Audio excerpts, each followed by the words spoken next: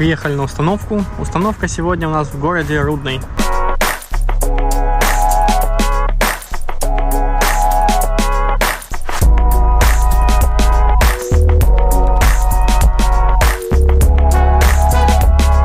Установили замок, работает на сканере Face ID, отпечаток вены с этой стороны, пароль, карточка.